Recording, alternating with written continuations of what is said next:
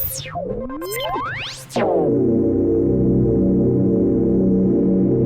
then, hello, good evening and welcome, good morning, good afternoon, whatever it is, wherever you happen to be. My name is Paul, I'm the man behind the blog, Knickknacks Old Peculiar, and I'm also the guy that writes Knickknacks Daily Brain Teasers. They're fun, hopefully, brain teaser quizzes. You'll probably find them somewhere in that I button. You'll be able to see some of my other content as well. Usually I do the teasers, usually I talk about films, and occasionally I will talk about TV shows I'm watching and enjoying. And right at the moment, I've been watching Series 3 of Star Trek Discovery, and I've got to admit, I've just seen Episode 13, the series finale. Episode 13 of That Hope Is You Part 2, at any rate.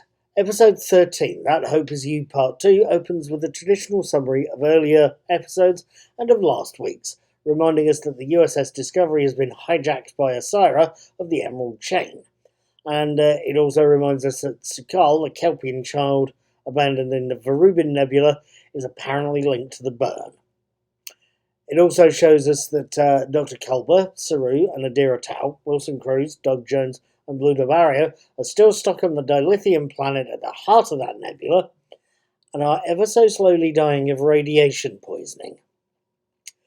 With Admiral Vance, Oded Fair, threatening to fire on the captive Discovery and with no way to pilot the ship, Osira decides to flee, making sure that the escaping ship's crew, led by acting Captain Tilly, Mary Wiseman, are corralled onto Deck 5,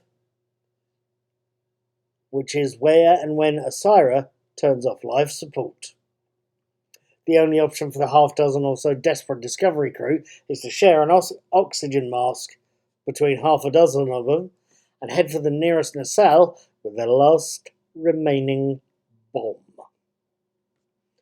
With all that happening on one part of Discovery, in another, Commander Burnham and Cleveland Booker, Sonoqua Martin Green, and David Ajala, they seriously want to help their shipmates by taking over the bridge, or at least taking over the computer room.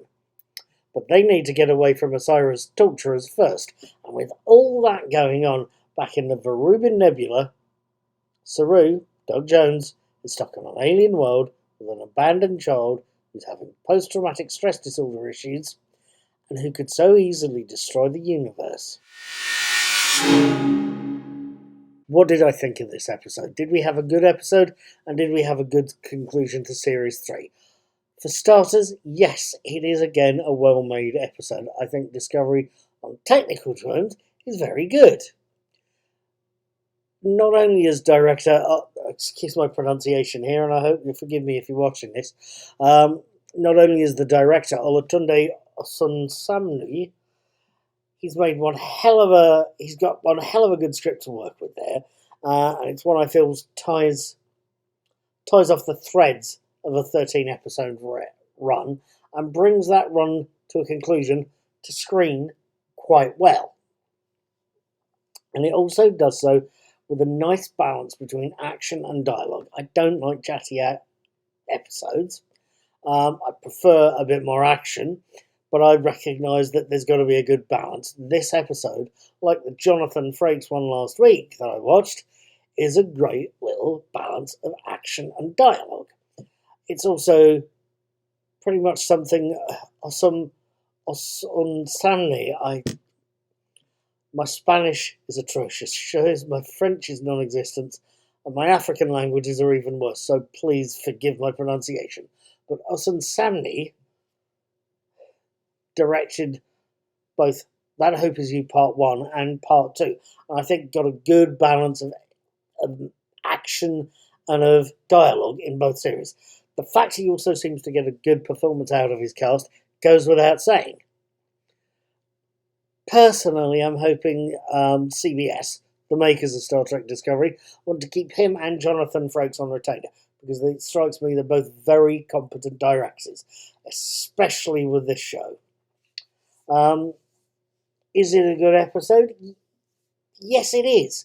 Technically, it's great. Artistically, it's wonderful. The performances are all great, and it's a nice story. It closes everything off and sees Commander Burnham finished the series as Captain Burnham, so that's a good thing, I think. So she's now the lead character in more ways than one. I think that does well there.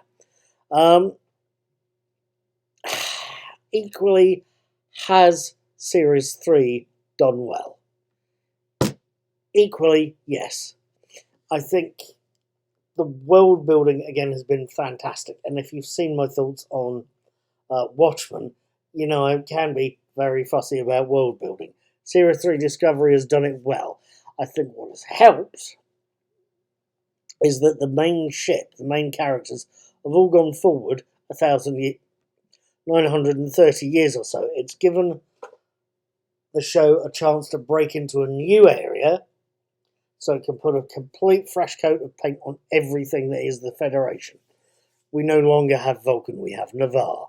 The Trill have rejoined by the end of the episode. The Romulans, if you think about it, are now part of the Federation, which could be interesting.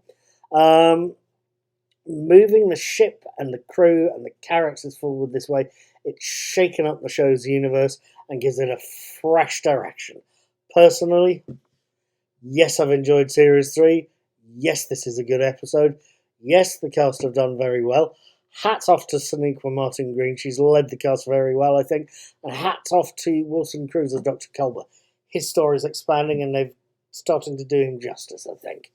At any rate, Series 3's been good. I'm looking forward to Series 4, and I will be doing more videos and more posts when I get the chance. I hope you'd care to join me when they release it.